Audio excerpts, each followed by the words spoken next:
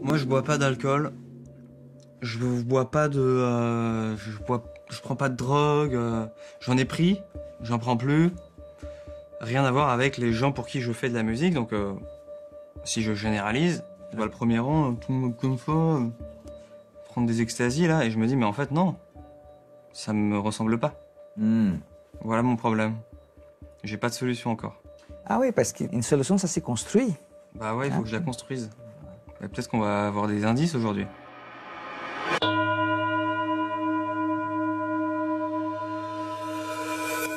Je m'appelle Fernando de Amorim et je suis psychanalyste. Aujourd'hui, je vais m'entretenir avec un artiste qui fabrique de la musique électronique en manipulant des objets du quotidien. Adepte de la méditation et du système D, ce personnage unique est venu me parler de sa musique, des squats qu'il a ouverts et de son obsession pour les vortex. Il s'appelle Jacques.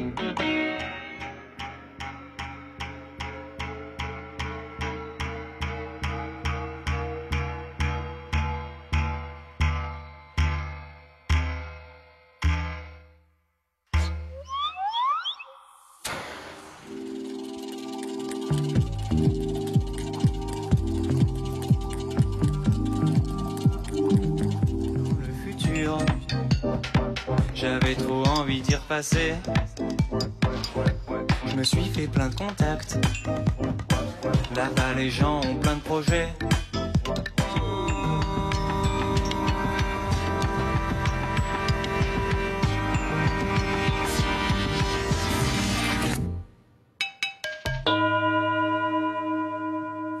Bonjour. Bonjour. Bonjour, enchanté. Jacques. Installez-vous, je vous prie. Merci. Merci d'être venu. Merci de m'inviter. Bien, la parole est à vous. Je m'appelle Jacques. Je suis né à Strasbourg, à côté de l'Allemagne. Jusqu'ici, tout s'est bien passé. J'ai fait plein de choses. Choses? Ouais, toutes sortes de choses. C'est vrai que depuis que je suis né, il y a eu beaucoup de phases. Hein. Il y a d'abord eu la phase dont je me souviens pas. Et après, il y a eu la phase où je commence à avoir des souvenirs. Il y a mon grand frère, ma petite sœur, il y a la maison, il y a une école. Et très vite, je pense, quand j'ai eu 12 ans, je me suis dit que j'avais envie de faire des choses différentes. Alors je ne savais pas quoi. Et là, je me suis mis à apprendre des morceaux de MC Solar et de IAM dans la cour de l'école. Et après, j'ai voulu devenir comédien. J'avais envie de faire... à la fois d'aller musée la galerie, je pense. Oui. Tu vois, à la cour de l'école et tout, faire des tours de magie, faire des farces. Avec mon meilleur pote, Tony. On a voulu, ouais, je pense qu'on voulait amuser les gens. Et puis, bah, depuis ce moment-là, il n'y a pas eu vraiment de gros tournants. Tu vois? C'est-à-dire que il y a eu une inspiration de départ, qui est que j'avais envie de m'amuser, de amuser les gens et de passer des bons moments. Et c'était très intuitif. Et en fait, j'ai pas changé d'avis depuis ce temps-là, quoi. Il n'y a pas eu un moment de ma vie. Après, il y a eu des hauts et des bas. C'est-à-dire? Bah, c'est-à-dire qu'il y a eu des moments où j'ai l'impression que je faisais sens et des moments où je faisais pas du tout sens. Donc voilà. Et donc, ce que je fais, c'est que, bah, en ce moment, je fais de la musique. C'est ça que je fais en ce moment. Quel genre de musique? Alors, quel genre de musique? Je fais de la musique.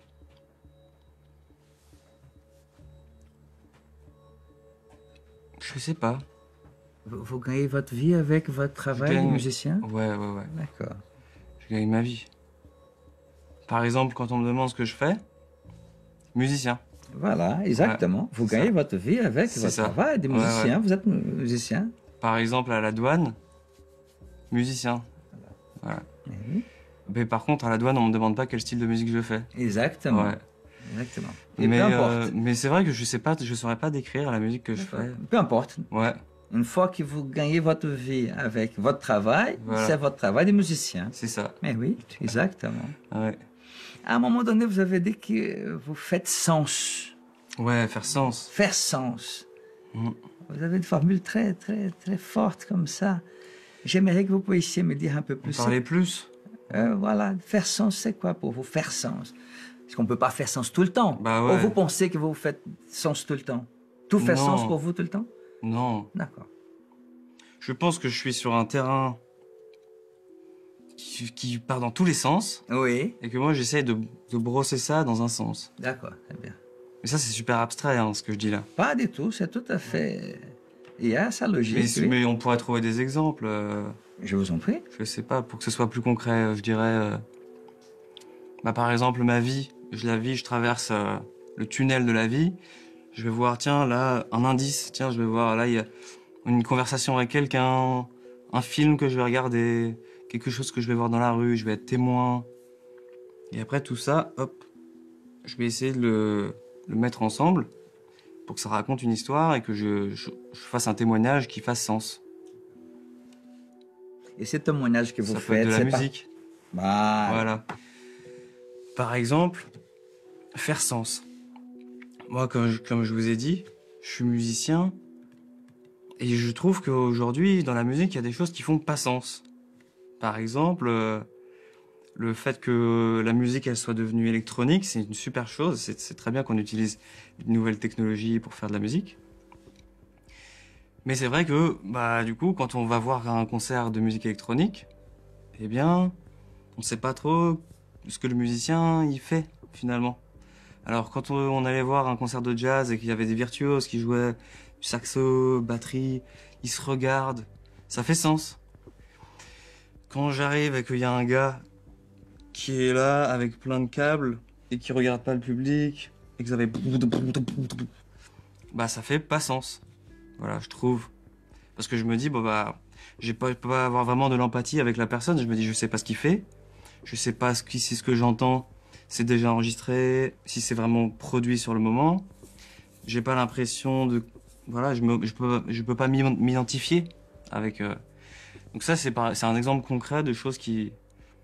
Donc moi, j'essaie de faire sens. Bah, alors je me suis dit, bah, je vais faire de la musique électronique, mais d'une façon qui fait sens. Donc, j'enregistre rien à l'avance. On voit tout ce que j'ai sur scène, on peut le voir. Au lieu de le mettre sur la table, je le mets sur les murs à côté. J'explique, si les gens ne comprennent pas, j'explique, voilà, je vais faire ça, quand je tourne ce bouton, ça fait ça. Je prends le temps d'expliquer aux gens. Et après, hop, on part ensemble dans une expérience qui, selon moi, fait sens. Mais après, c'est très relatif, hein. Surtout qu'on se croise, après, dans les sens. Chacun fait sens à sa façon. Voilà, ça c'est un exemple. Je pense que j'essaye, moi, dans ma vie, de continuer à rester comme si j'étais bébé, quoi. J'ai grandi, maintenant je suis presque un adulte, quoi. Tu vois, Presque? Ouais, presque. Quel âge avez-vous? J'ai 28 ans. Ouais. Mais je pense que toute ma vie, je serai presque un adulte, hein. Pour quelle raison? Ce n'est pas obligé. Ouais. Non, après, ça dépend comment on définit le mot adulte. Ah, mais j'aime bien l'idée. Je vous en prie. Ouais. Comment définissez... C'est un mot important. Comment définissez-vous le mot adulte? Alors, adulte, bah, ça va être un adulte.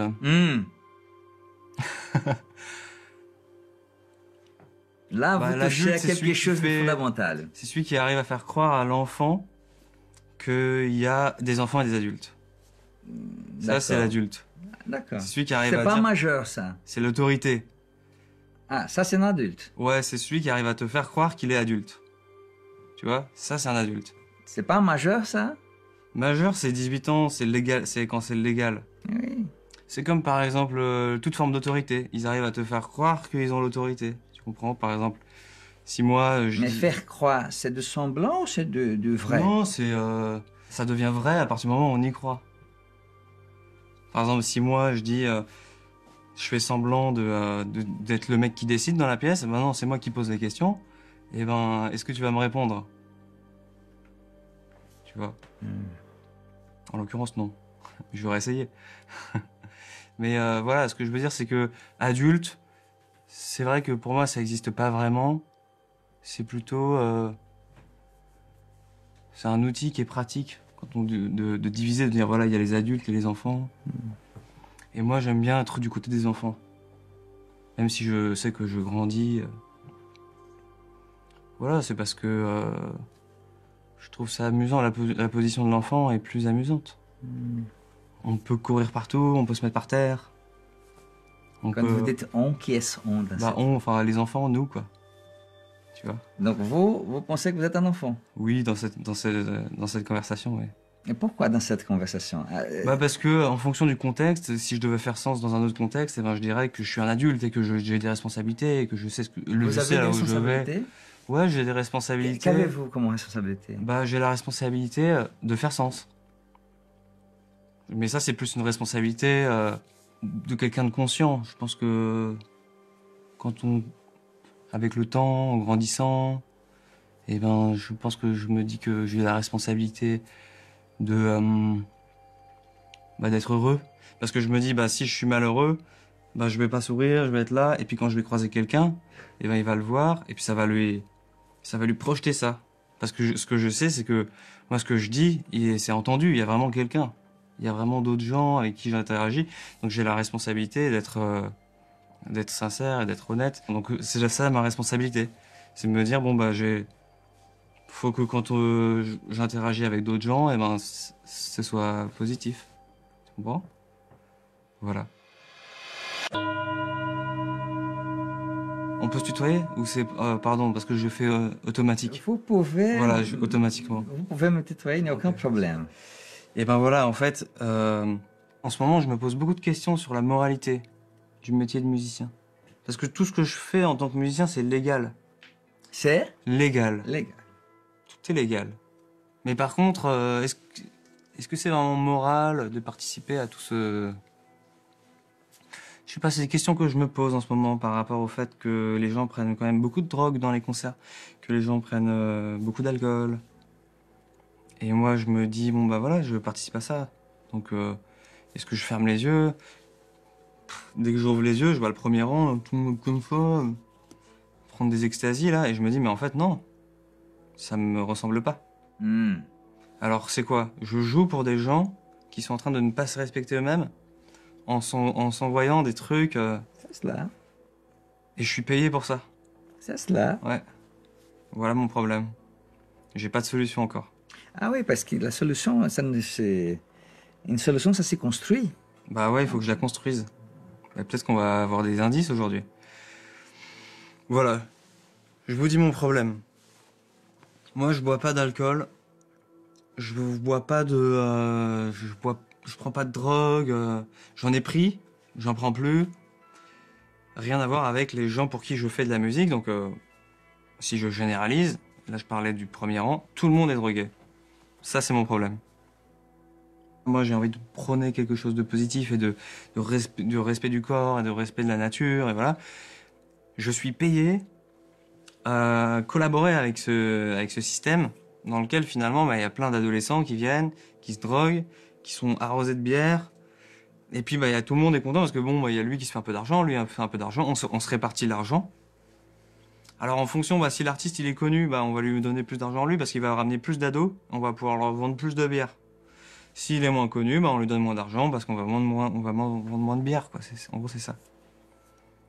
Ça, c'est ma vision, mais c'est une vision un peu cynique. En quoi elle est cynique? Parce que parfois, je me dis, c'est vrai que je peux voir le mal partout dans ce cas-là. Je peux me dire, voilà, le docteur a intérêt qu'il y ait des malades. Sinon, il perd son métier. Ça va être aussi, je sais pas, tout comme les notaires, les avocats ont intérêt qu'il y ait des fights. Ils ont intérêt à que ça continue, que ça dure longtemps. C'est le schéma, c'est la vie qui veut ça. C'est pas un problème, c'est le paradoxe de la vie, quoi. Est-ce que vous êtes discipliné en tant que musicien? Vous avez appris, vous avez de la rigueur? Je suis la mauvaise personne pour témoigner de ça, je pense. Combien de disques vous avez? J'en ai fait 3, 4. J'en ai fait 4. En 28 ans, mais si on coupe tout le début de ma vie, hop, en 8 ans. Peu importe, peu importe. Non, non, mais c'est vrai, de toute façon, c'est pas une course de quantité. Mais Exactement. ça me fait rigoler, parce qu'en fait, je suis dans une situation un peu différente, dans le sens où j'ai pas spécialement l'envie de sortir des disques. J'ai pas, parce que je pense qu'il faut que ce soit par nécessité. D'accord. Vous avez un VD de quoi? De quoi j'ai envie? Oui. Alors, complètement honnêtement, moi, j'aimerais bien, j'aimerais bien réussir à être heureux sans rien faire du tout. Ça, ce serait le but ultime. Très bien. Comment? De quelle manière Bah, vous envisagez ça? j'envisage ça par la méditation, par l'entraînement de l'esprit, qui ferait que je serais heureux, je serais satisfait, pas parce que, pas pour, et je serais juste heureux, sans raison, sans conséquence, sans cause, pas besoin d'avoir une raison. Voilà. Aujourd'hui, je suis encore persuadé que j'ai besoin de sortir un disque, faire la tournée de toute la planète, et m'exprimer pour être heureux. Mais au fond de moi, si je suis complètement honnête, je sais très bien que c'est pas vrai. Pour revenir un peu à la... J'avais remarqué, n'est-ce pas, que vous avez fait une coiffure tout à fait spéciale. Ouais. Vous avez fait ça quand? Quand? Oui. Et pour quelle raison, bien sûr? Ouais, ça c'est... J'avais 22 ans, donc c'était... Il y a 6 ans. Il y a ce genre de cela, oui. Ouais. J'ai décidé de me raser la tête au milieu. Pourquoi au milieu? Peut-être un jour j'écrirai un livre sur le sujet parce que ça a l'air d'intéresser beaucoup de monde. J'ai décidé ça parce que j'avais le sentiment que quand on me voyait avec cette coiffure, on me regardait différemment. C'est-à-dire? C'est-à-dire que soudainement, ça provoque une réaction que je trouve intéressante.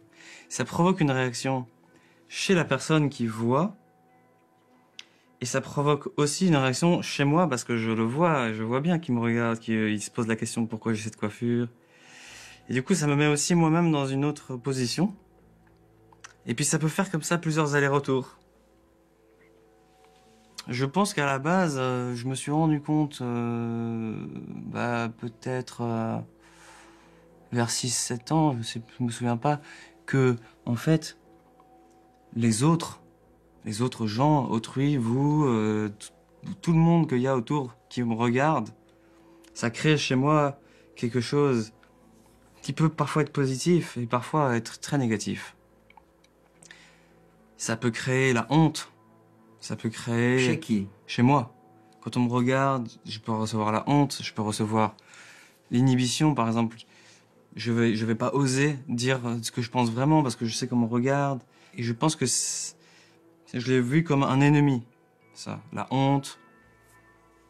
Je pense que c'est la honte. C'est vraiment ça. On peut parler de la honte. J'aime pas avoir honte. C'est horrible d'avoir honte. T'es là, ah... Et les gens, ils te regardent, genre, ah, et toi, t'es là, oh, non. Et je pense que quand j'étais petit, eh ben, j'ai ressenti très fort la honte.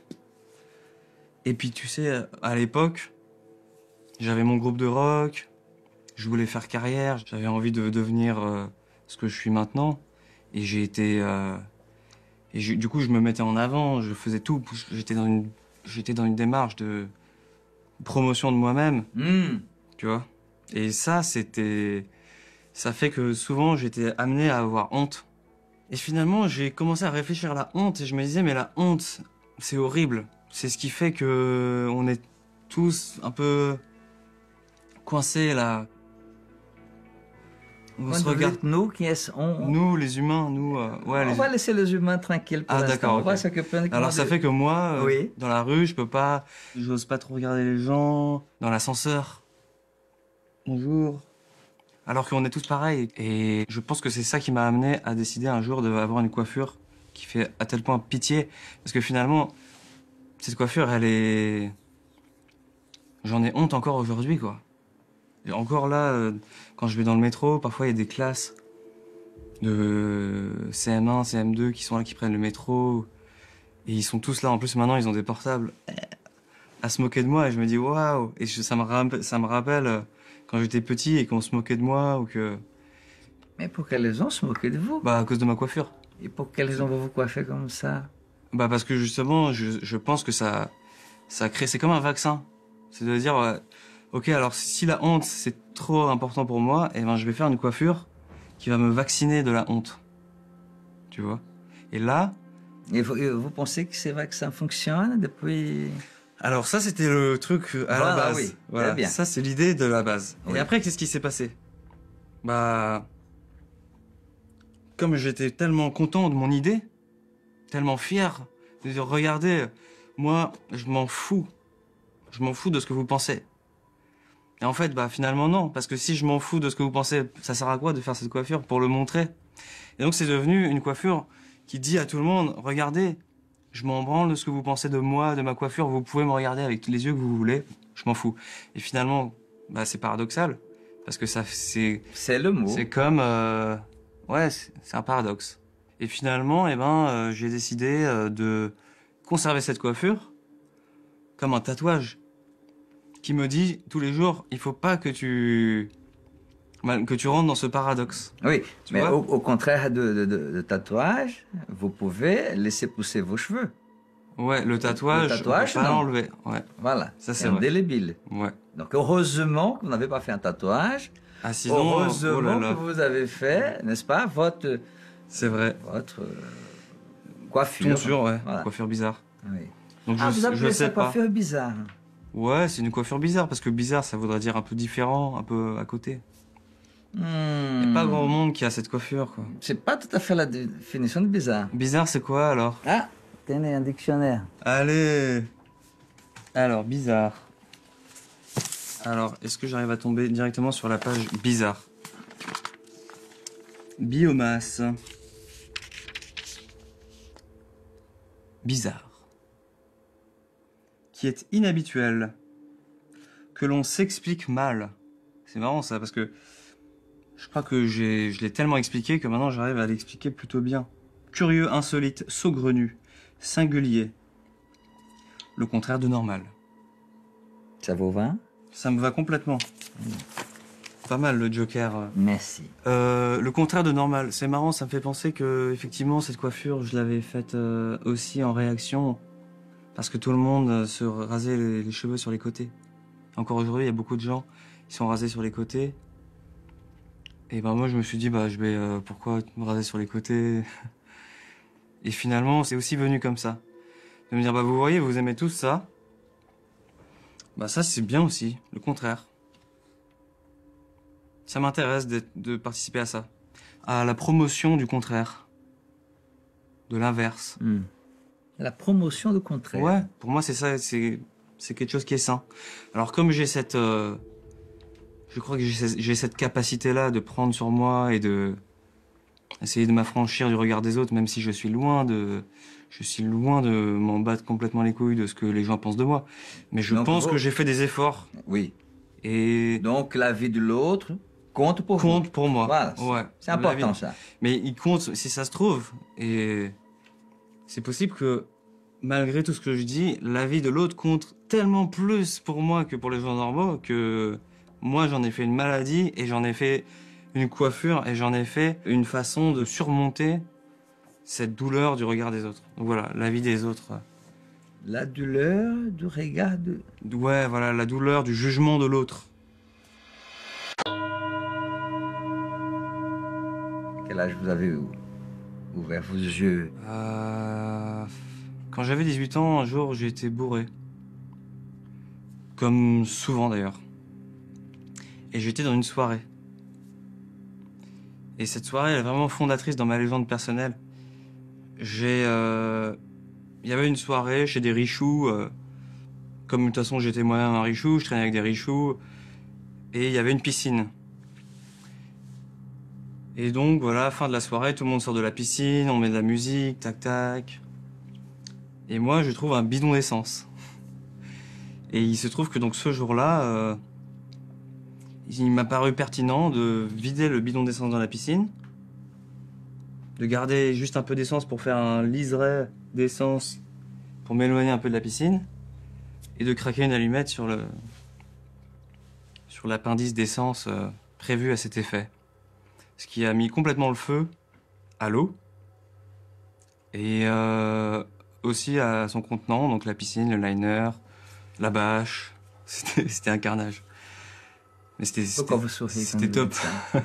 Bah parce que c'est quand même super drôle. Pour qui?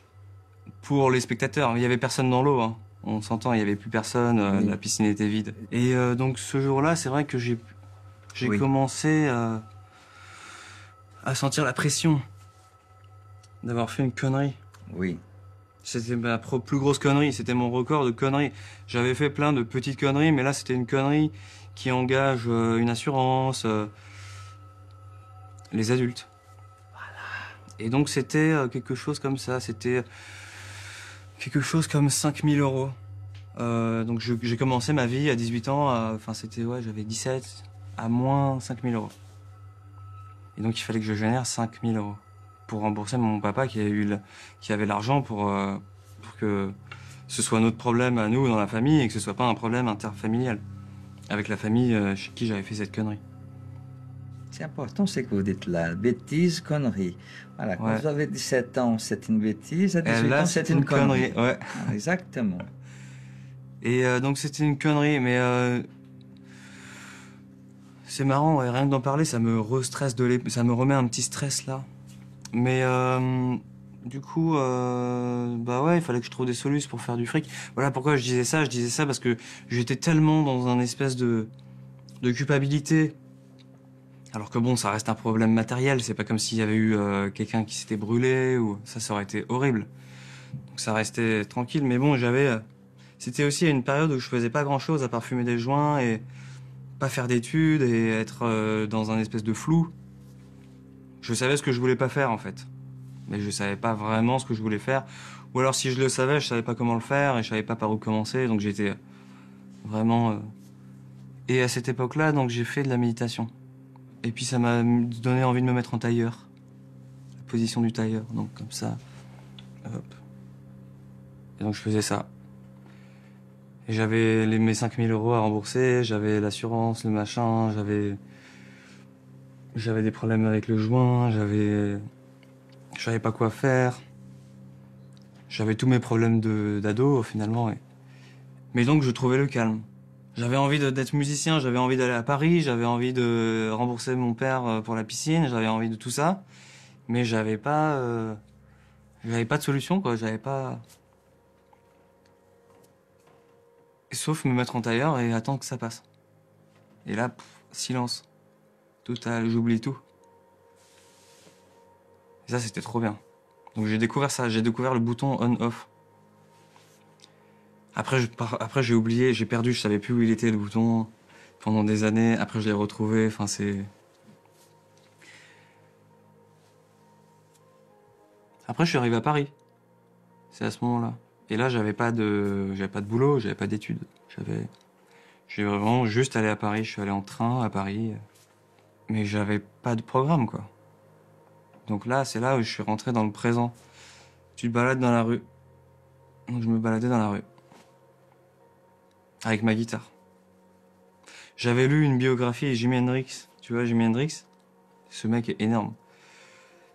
Il joue trop bien et tout, donc je me suis dit, bah moi je veux jouer trop bien comme Jimi Hendrix, donc comment je peux faire? J'ouvre une biographie de Jimi Hendrix, et je vois ses proches qui témoignent et qui disent, bah Jimi Hendrix, il a toujours une guitare avec lui. Donc, j'achète une guitare à 50 balles, et hop, j'ai guitare tout le temps. Guitare. J'ai fait de la guitare tout le temps. Et puis en fait, j'ai commencé à devenir un peu bon, quoi. Encore aujourd'hui, je joue pas mal. Et c'est là que j'ai fait une rencontre qui a complètement changé ma vie. Un type qui s'appelle Franck, qui pour le coup est peut-être la personne qui m'a le plus ouvert les yeux. C'est un type que j'ai rencontré dans le métro, qui avait une guitare aussi. Et je lui ai appris à faire de la guitare un petit peu. Et en fait, il se trouve que lui dormait dans le métro.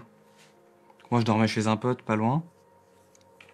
Et lui, bah, il était là, et puis on sympathisait tous les jours, et ben, je allais le voir, et comme j'avais rien d'autre à foutre, je discutais avec lui, quoi. C'était un peu mon pote, c'était mon pote Clodo, en fait. C'était mon pote, j'étais content d'avoir un pote. Je pense, au fond, maintenant que j'ai plus de recul sur moi-même, je pense que j'étais le mec, un peu aventureux, issus de familles aisées qui trouvent ça super cool de traîner avec un clodo. Et qui, en fait, dans ma tête, au début, c'était un clochard. Mais en fait, c'est quoi un clochard? Ça n'existe pas, en fait, les clochards. C'est... Ça n'existe pas. Bah, ce que je veux dire par là, c'est que il n'y a pas de diplôme de clochard. Tu peux pas... À quel moment c'est une dégringolade comme ça? Et il n'y a pas un jour où tu dis, ah bah ça y est, tu te réveilles, t'as une bouteille de Sky, tu t'es pas rasé depuis 2 semaines, et puis t'es là, ah bah ça y est, en fait, je suis clochard. Tu vois. Et ben non, il n'y a pas ça. Et lui, il était juste dans le métro, il avait les symptômes de ce qu'on appellerait un clochard et de ce que moi-même je voyais comme un clochard. Mais c'est justement grâce à lui que je me suis rendu compte que les clochards, bah non, c'est que des gens qui essaient de s'en sortir, qui passent par là, ne se stabilisent pas là-dedans, en fait. Parce que c'est une situation d'instabilité. Donc lui, il était dans le métro depuis 3 semaines. Et ça me faisait d'autant plus, je me disais, waouh, en fait, ça pourrait m'arriver, quoi. Je voyais le gars et je me disais, mais il est dans une mauvaise passe, mais c'est tout. Et il me disait, je vais trouver un endroit pour nous. Parce que je lui avais raconté que moi, je dormais à droite à gauche. Donc il me dit, je vais trouver un endroit pour nous. Et moi, je calquais pas, je comprenais pas, en fait, de quoi il parlait. Et en fait, j'avais affaire à un squatteur professionnel. C'est un type qui connaît toutes les lois pour occuper une maison sans avoir le droit de le faire. On appelle ça un occupant sans droit ni titre. Et puis un jour, il m'a donné rendez-vous et effectivement, il avait ouvert une maison. Donc il y avait une maison qui est abandonnée, comme beaucoup de maisons sont, et pas que des maisons d'ailleurs, beaucoup de bâtiments à Paris sont abandonnés ou sont parfois juste vides, vacants. Souvent parce que soit il y a une indivision, donc des personnes qui n'arrivent pas à se mettre d'accord sur l'utilité de cette maison, soit tout simplement parce que parfois ça rapporte de l'argent d'acheter un bâtiment, d'attendre et de le revendre plus tard. Et c'était le cas de cette maison. Donc on était sur une situation de spéculation immobilière. Ce qui fait que ça fait comme si c'était moins grave. Parce qu'on se dit, bon bah voilà, chacun fait ses affaires. Qui? Bah moi Voilà. et mon ami, ouais, je me dis... Laissez l'ami tranquille. Ouais. Donc, Je me dis, ouais, chacun fait ses affaires. Il y en a qui spéculent sur une maison, bah moi je l'occupe. Le jour où ils revendront la maison, bah je partirai. Et donc c'est comme ça que je me suis retrouvé à habiter avec un type qui était à la base un mec du métro. Et j'étais bien. Et d'un seul coup, je me disais, waouh, c'est possible, il y a des choses qui se passent. Je suis arrivé à Paris, il y a l'aventure qui commence, quoi. Depuis cette maison, j'ai ouvert plusieurs squats. J'aime l'idée du gars qui squatte. pour quelle raison? Parce qu'on squatte tous la terre, quoi. On est déjà des squatteurs de base. Il y a déjà quelque chose. En naissant, pour moi, il y a déjà la fibre du squatteur dans l'être humain. Il y a déjà quelque chose du squatteur dans le fait d'être sur la planète et d'avoir une activité, d'être différent, de se sentir différent et de s'autoproclamer. C'est comme le squatteur, il s'autoproclame, il dit « je suis chez moi ». Et ben le terrien, il dit quoi? Il dit « je suis terrien, je suis chez moi ». Moi, je suis pas si sûr, en fait. Qui a dit quoi? Qui a dit ce truc-là de dire, bon bah là, ça va être les Allemands, là, ça va être les Français? Je suis pas si sûr, en fait. Je regarde la planète Terre, quand il y a les découpages et tout, là, même des fois, ils font des découpages super sharp. Aux États-Unis, où il y a des gars, ils ont dit, vas-y, paf, de là à là, c'est chez moi, de là à là, c'est chez toi. Et genre, pas trop. J'ai pas l'impression que c'est... Moi, je vois juste la barrière de la gravité. Et encore, il y a des gars qui ont réussi à sortir de l'atmosphère. Je sais pas, ça me met... Ouais, j'ai l'impression qu'il y a un délire de squat. J'aime bien, voilà... Un délire. Un délire de squat, ouais, un délire. Qu'est-ce que vous entendez Un par délire? Ah ouais, c'est bien, on parle des mots. Un délire, quoi. C'est le délire. Pour quelle raison vous avez souhaité me rencontrer? Je pense que je suis curieux. Et je pense que je suis curieux de l'expérience. Quelle expérience? L'expérience de se livrer. C'est la première fois que vous vous livrez? Ouais. Et est-ce qu'actuellement vous avez d'autres projets? Est-ce que vous faites d'autres types de travail? Est-ce que vous Vous vivez uniquement de la musique. Est-ce que vous pouvez me toucher un mot là-dessus? J'habite maintenant au Maroc, à Agadir, à côté d'Agadir. J'ai décidé de déménager là-bas. Pour être en retrait. Donc je passe beaucoup de temps là-bas. Et je fais de la musique la journée. Et comme vous avez sans doute remarqué, je réfléchis aussi beaucoup. Alors je sais pas si c'est vraiment un projet de réfléchir. Ça rapporte pas d'argent directement. Et pour l'instant, j'ai comme seul revenu effectivement la musique. Et la musique, c'est différents revenus aussi, parce qu'il y a la musique enregistrée, musique sur scène.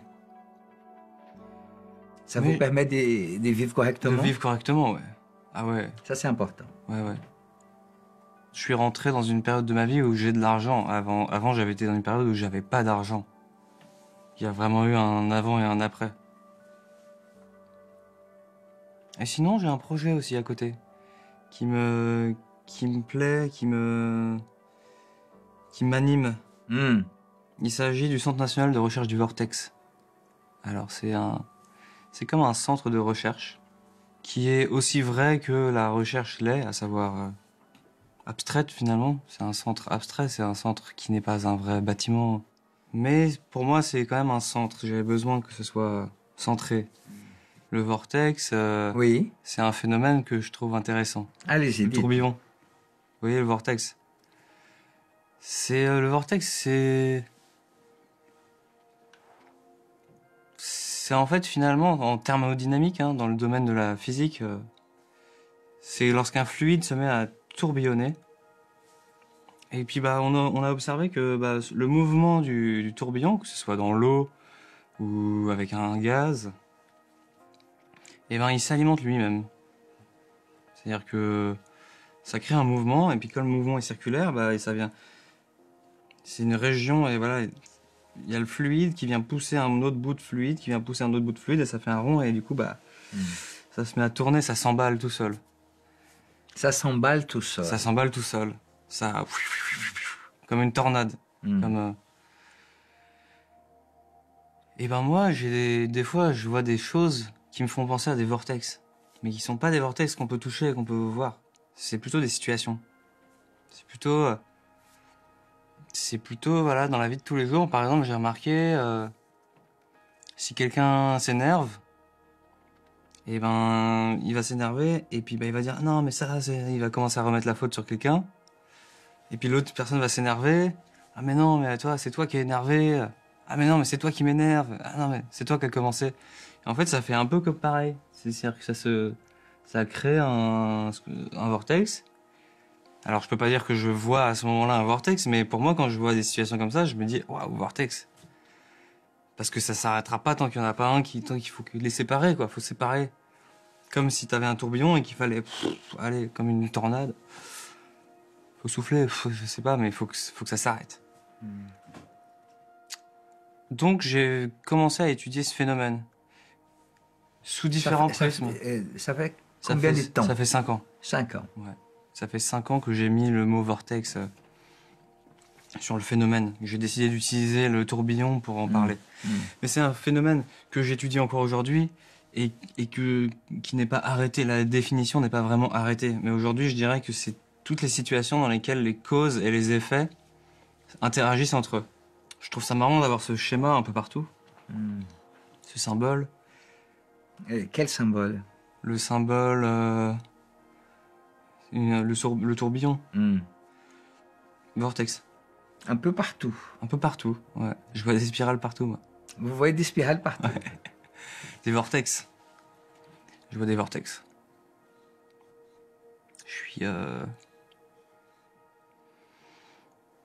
Je suis obsédé ou pas? Est-ce que je suis obsédé du vortex? C'est une question? Ouais. À qui posez-vous cette question? Bah, au thérapeute. Est-ce que je suis obsédé? Quelque chose, quand on y pense tous les jours et qu'on le voit partout, est-ce que c'est une obsession? Je dois dire le mot vortex 120 fois par jour. Enfin, j'en sais rien. Mais je me suis bien empêché de le dire jusque-là. Je me suis dit, oulala, faut pas que je dise vortex, vortex, vortex. Pourquoi? Parce que je me suis dit que tant que j'avais pas décrit et que j'avais pas parlé de cette chose-là, ça ferait un suspense inutile. Et que c'est un sujet qui est gros pour moi et donc j'avais pas forcément envie de directement arriver là-dedans. Surtout que c'est un sujet finalement qui me concerne moi, Voilà. mais qui concerne aussi tout le monde et qui concerne... ça concerne tout le monde, hein, le vortex. Donc ce que je fais... Vous pensez que ça Ouais. concerne tout le monde? Ouais. Ça concerne chacun. Vous pensez, mais ça, c'est une certitude ou... Vous êtes Alors, est-ce sûr? que j'ai une certitude, moi? Est-ce que je suis capable d'avoir une certitude Voilà. après tout ça? Je sais pas si je suis capable. Ouais, vas-y. Quoi? Ça concerne tout le monde, le vortex. Je suis sûr. Une certitude? Ouais, c'est une certitude. Sûr et certain? Allez, non. Pas sûr, parce qu'en fait, c'est pas sûr pour la bonne et simple raison. Moi, je vis ma vie à travers mon prisme individuel. Voilà. Je peux pas être sûr que vous existez. Je peux pas... J'en suis pas sûr. Donc vous pensez que moi, je n'existe pas? Bah, si, je pense que... Mais je suis pas sûr. Je peux pas être sûr, j'ai pas les preuves. Parce que je suis pas à votre place. Pour l'instant, Vous n'avez aucune preuve que j'existe? Si, j'en ai plein, mais pas suffisamment pour en être sûr, au point d'être sûr, au sens sûr tel que j'ai l'impression que vous l'employez. La certitude. Ah, voilà, la certitude. Je suis pas sûr. Très bien. Donc ce qu'on fait au Centre national de recherche du vortex, c'est qu'on fait des expériences sur les objets. Par exemple, là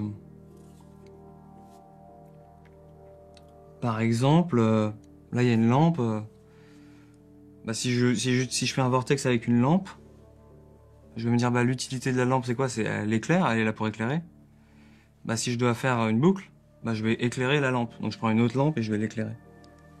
Bah, ça c'est une expérience de vortex. On fait par exemple on va couper un couteau ou percer une perceuse. Hop là. Alors le moment où on a percé la perceuse, c'était un grand moment. Parce qu'après avoir percé un ou deux trous, Alexandre a littéralement créé un vortex dans la nappe. C'est ce genre d'expérience que je fais. Et donc, qu'est-ce que ça donne? Bah ça sert à rien. Ça sert complètement à rien. Mais d'un point de vue rationnel. C'est-à-dire que quand on regarde les choses, en essayant tout le temps de chercher qu'est-ce qui sert à quoi et qu'est-ce qui va emmener où et quelle est la cause, quelle est la conséquence de ça, quel est l'effet, à quel moment c'est lucratif ou bah effectivement dans le prisme rationnel, ça sert à rien. Mais est-ce que faire quelque chose qui ne sert à rien, c'est pas la meilleure façon de se retirer du grand vortex, du grand mouvement de cause et de conséquences Donc c'est ça. C'est Peut-être que c'est là qu'intervient l'art, hein, finalement. Excellent. Eh bien, c'est le mot de la fin, si vous êtes d'accord. Ouais, bah... Hein? C'est là qu'est arrivé l'art. Excellent. Très bien. Écoutez, merci. Merci beaucoup. Merci. Je vous accompagne. Ouais. Venez. Je vous ouvre la porte. Merci. Hein. Entrez bien. À plus.